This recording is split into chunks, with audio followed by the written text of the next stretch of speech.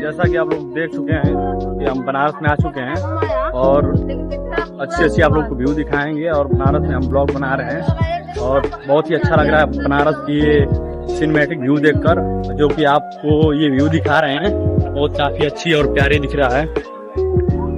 ये हमारे दो दोस्त हैं जो कि साथ आ रहे हैं गांव से। Banaras, cinematic view.